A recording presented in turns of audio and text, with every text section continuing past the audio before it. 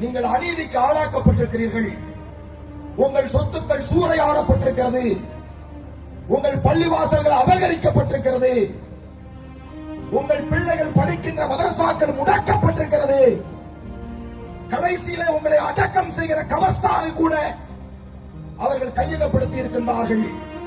பீரங்கிகளையும் துப்பாக்கிகளையும் எதிர்கொண்டு இந்திய தேசத்தின் விடுதலையை பெற்றுக் கொடுத்த கூட்டம் இந்த கூட்டம்.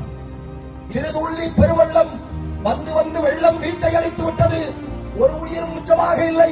கடைசியில் என் கை குழந்தை கையிலே இருக்கிறது. நான் வெள்ளத்தில் மூழ்கப் போகிறேன்.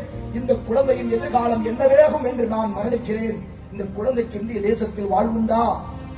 எனக்கு வாழ்வில்லை. என் மனைவியும் என் மக்களும் கொல்லப்பட்டார்கள். என் மூதாதைகள் சொத்து கொள்ளையடிக்கப்பட்டது. என் வயிற்றிலே தெரியாமல் பிறந்து களிமா சொல்லி நிற்கிற என்னுடைய வாரிசு இந்திய தேசத்தில் மானத்தோடு வாழுமா, கற்போடு சாகுமா? யார் அதற்கு விடை தருவது? இதை எதிர்பார்த்துக் கொண்டிருக்கிறோம். அல்லாஹ்வின் பாதையில் பணியாற்றுவதற்கான வாய்ப்பு வந்திருக்கிறது. நாம் ஏன் அணி சேரவில்லை? ஜமாத்துல் உலமாவுடைய தலைமையிலே ஒன்று சேர்த்துங்கள்.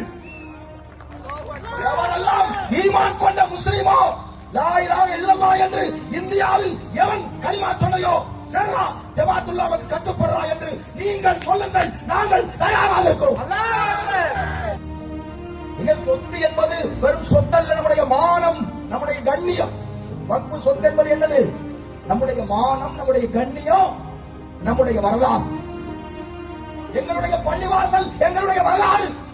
என் அன்பு மக்களே, முஸ்லிம்களுடைய பள்ளிவாசலை அழித்து விட்டால், கபர்ஸ்தானை அழித்து விட்டால், முஸ்லிம்கள் வாழ்ந்த வரலாறு இந்திய தேசத்தில் இருக்காது. உங்களை அழிப்பது எளிதாகிவிடும்.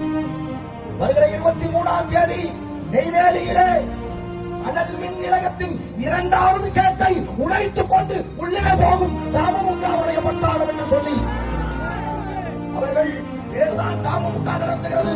ஆனால் மக்கள் பெருவெள்ளம் அநீதிக்கு எதிராக ஆர்ப்பரித்து வாருங்கள் என்று கலிமா சொன்ன முஸ்லிம் கூட்டத்தை அழைக்கிறார்கள்.